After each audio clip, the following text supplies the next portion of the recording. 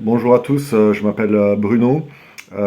J'ai travaillé comme auxiliaire ambulancier jusqu'à août-septembre 2021.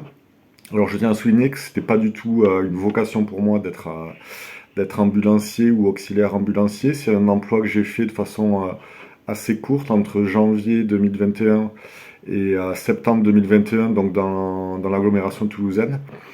J'ai fait cet emploi parce qu'un ami m'avait proposé donc dans son entreprise et étant auparavant très critique de la situation et de la gestion de la situation entre guillemets Covid, je voulais voir de l'intérieur en fait entre guillemets comment ça se passait et par rapport au discours ambiant médiatique et gouvernemental, là je voulais être dans la réalité puisque quand on est auxiliaire ambulancier, on se déplace dans les hôpitaux, dans les EHPAD, ce genre d'endroits.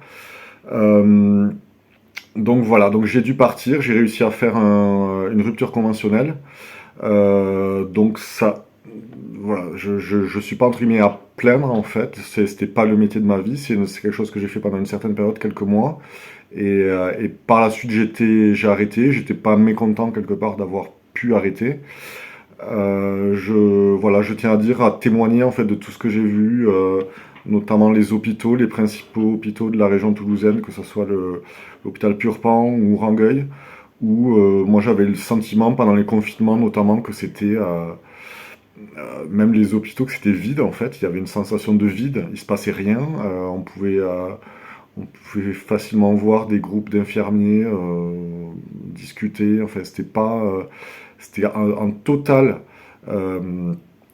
contradiction avec l'image diffusée dans les médias en fait d'hôpitaux surchargés, de personnel. Voilà. Enfin, en tout cas, je parle de ce que j'ai vu moi. Euh, Ensuite, oui, j'ai participé aussi à du SAMU, du SAMU, voilà, des gardes de SAMU, on va dire. Où là, donc quand il y avait des sujets Covid, on devait s'habiller de la tête aux pieds avec du plastique. Alors moi, ça me faisait entre rire et halluciner, on va dire. Mais bon, je le faisais parce que c'était mon métier. On était plus ou moins obligés, mais moi, je le prenais pas au sérieux, en fait. Euh, donc voilà, j'ai vu tout ça. Donc je suis pas vraiment triste finalement d'avoir quitté cet emploi. Et je dois dire que sur la vingtaine de salariés qu'on était, je dirais qu'il y en avait 3-4 qui pensaient un peu comme moi. Mais j'ai été le seul quelque part, à aller au bout, à essayer de quitter l'emploi pour ne pas me faire injecter. Donc il y avait deux trois qui étaient à l'opposé de moi, on va dire. Il y avait une bonne dizaine de ventre mous qui allaient suivre ce qu'on leur dit de faire, ou qui étaient un peu critiques, qui savaient qu'il y avait embrouille, mais pas au point d'être prêts à arrêter un emploi en fait. Donc voilà, c'est assez triste, mais c'est comme ça.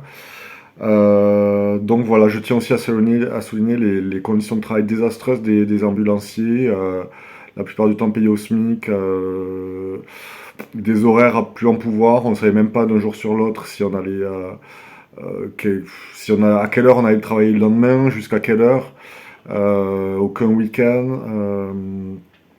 Même des fois pour des gardes, on était payé 80% du SMIC pour certaines gardes.